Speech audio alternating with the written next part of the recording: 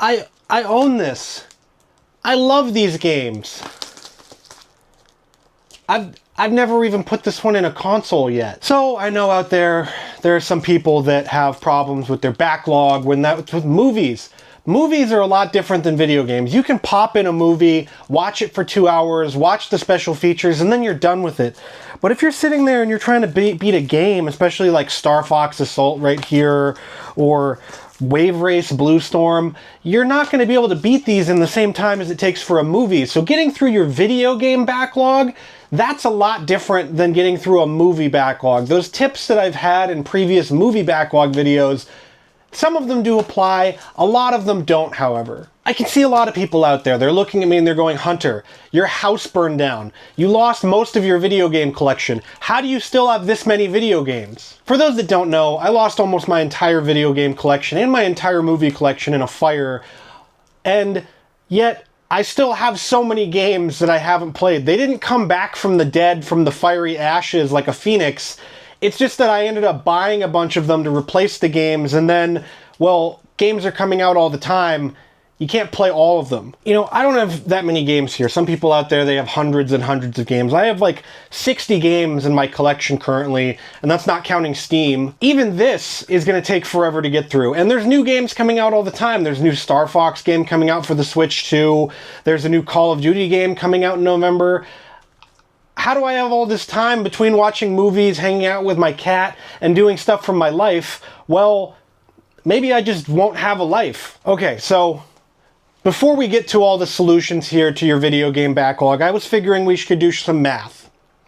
And yes, I was told there would be no math. I told you there would be no math, but guess what? We're doing a little bit of math here. So let's say I have 412 unplayed games. That's a fake made-up number. There's about 60 here. Each game takes about 15 hours to beat. That's also a dirty lie because I like to 100% my games. That's 6,100 hours, games, whatever, that I'm going to spend on the games. And so that's about 8.5 years.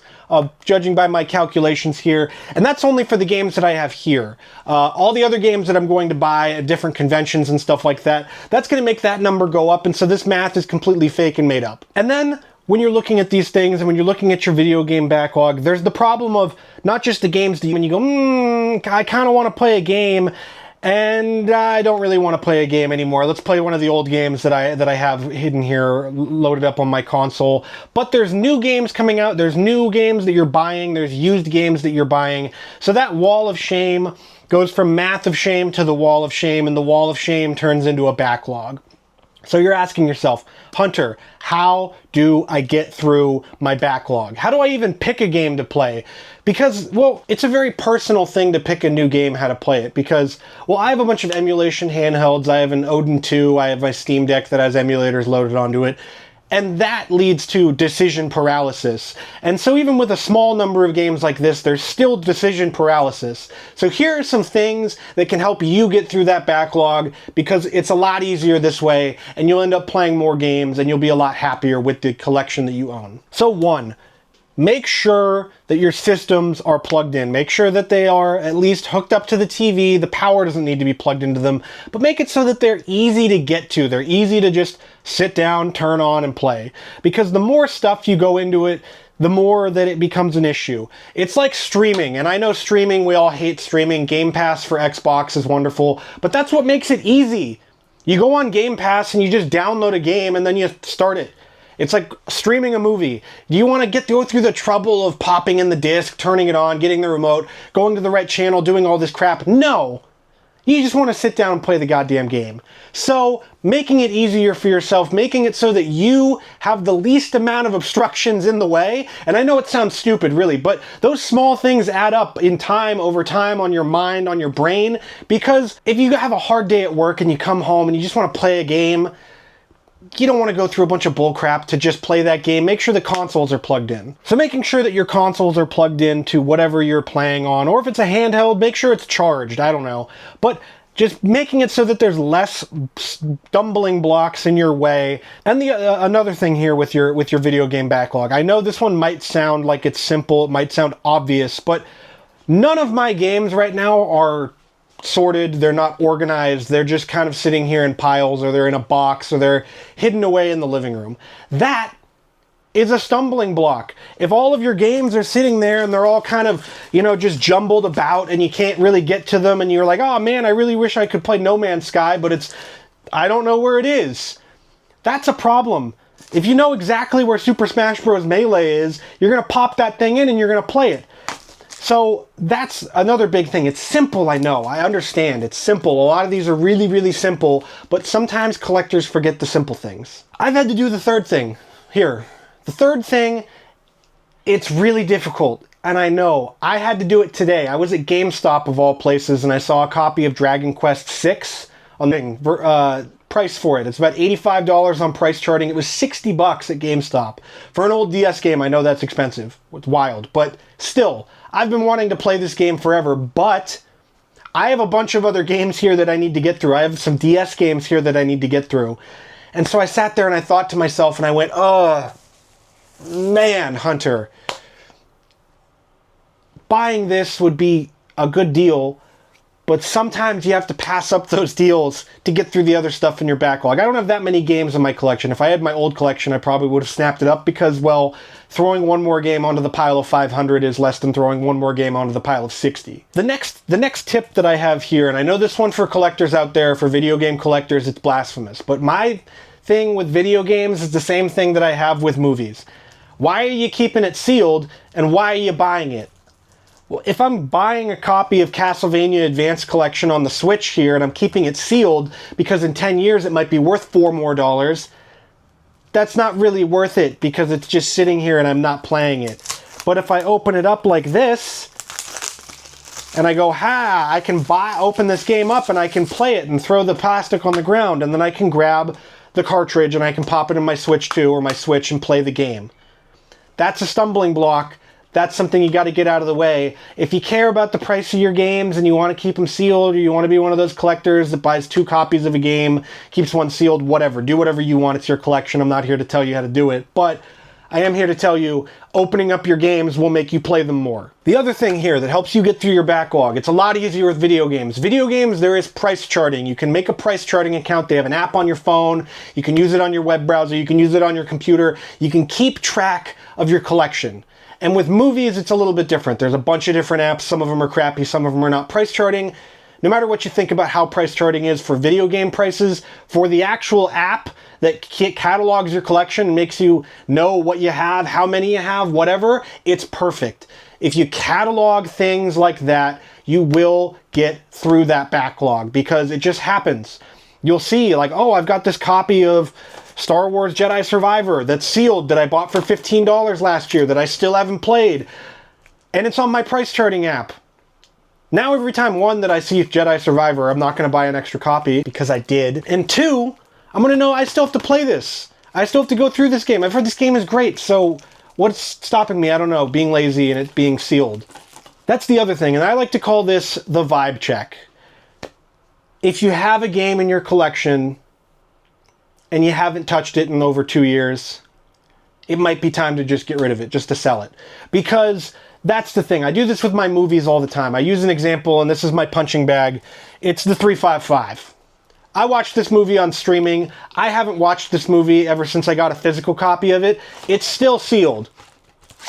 I'm never going to rewatch this movie. I don't know why it's sitting in my collection still, but the next time I purge my collection, I might keep this one because it's a nice punching bag for these videos, but this one is likely getting tossed bye-bye because I don't watch it. It's the same thing with games. If you haven't played a game in over 2 years and you just have it sitting there, what's the point of you having it in your collection if you're not going to play it? Part of collecting is, yes, it's having a nice collection behind you that looks beautiful and that is built for you, but part of it also is doing the thing. It's part of it is watching the movies, it's playing the games, it's reading the comic books, it's doing whatever you do. It's playing with the toys. If you have toys, play with them. But that's a big part of it. It's realizing that you got to kind of play with the thing if you're going to have it in your collection, because otherwise you're just sitting there hoarding stuff. Another tip about getting through your backlog is realizing that your tastes change, or even in some cases, your tastes don't change. I bought a copy of Assassin's Creed for the 360 because I was like, hey, I remember liking a lot of the Assassin's Creed games, at least the modern games I like. I liked Assassin's Creed Origins. I played a little bit of Assassin's Creed Valhalla, but the original one, I remembered back to when this game came out. Oh hey, it's Hunter from the past. He's wearing the same shirt, but that's kind of weird, but still. I just got Assassin's Creed, new from GameStop. It totally wasn't $8. Let's pop this thing in and see how much I like it. Turns out I don't like it. And then in 2026, I tried playing it again. I also don't like it. The combat in this game, it's good gosh. It's realizing that you don't have to like certain things that you liked in the past, or if you didn't like something in the past, you probably won't like it now. So keep that in mind when you're buying video games, when you're doing things, when you're building a collection, you also can do that.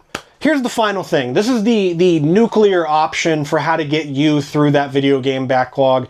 I did this for my movies. I redid it for my movie collection now, and that is the popcorn bucket, or the collection cauldron, as I'm calling this one, because, well, it's a cauldron with a bunch of little pieces of paper on it that look like popcorn. This is how I get through my movie backlog. You fish one out, you put this thing down so you don't drop it and break it, you unfurl the piece of paper, and you say, guess what I'm watching tonight? Dracula's Daughter. I'm watching Dracula's Daughter. And you can do that for your video games. It doesn't have to look like popcorn. You can make it look like Cheetos if you want to, or whatever your favorite snack is that you were playing or eating while you were playing video games as a kid. And you get through it this way. If you really, really need a nuclear option, this is the best way to do it because it forces you. Now, obviously, you can sit there and go, oh man, I got Assassin's Creed. Crap. Okay, we're going to throw that one back in there. And then you pull it out and you go, I got Assassin's Creed again.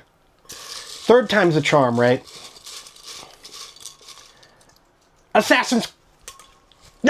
So yeah, that's the nuclear option you can do. And you can do this for movies, you can do this for comic books, you can do this for books, you can do this for anything that you have in your collection that you want to give a little more attention to, a little more love.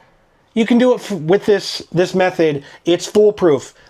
Now, obviously, you might cheat and you might throw stuff back in there, but most of the time, if you pull something off here, you're gonna play it. So I'm challenging you. Go to your video game collection and pull a game off and play it. Play it tonight. Play it right now after you watch this video, and then let me know what the game is, because I'm trying to help you get through your backlog, because if you get through your backlog, you know what that means? It means you can buy more games, you can buy more movies, you can buy more physical media, and that's at the heart of it. It sounds, like they live, consume, consume, consume. That's really at the heart of it is we're collectors. We like adding to our collection. Well, to add to your collection, you got to go through your collection and you got to get stuff. So let me know what your game is that you pulled off your shelf for this. So just remember, you're not a bad collector for having a backlog. You're just an ambitious one. You're just somebody who has a big collection and you want to show it off or whatever. That doesn't mean that you're a bad collector. It just means that you need to get through these things. There's nothing really that's that scary about collecting. There's nothing really that's that scary about having a backlog. Unless, of course, you ask me about my Steam library. And then I have to tell you how big it is.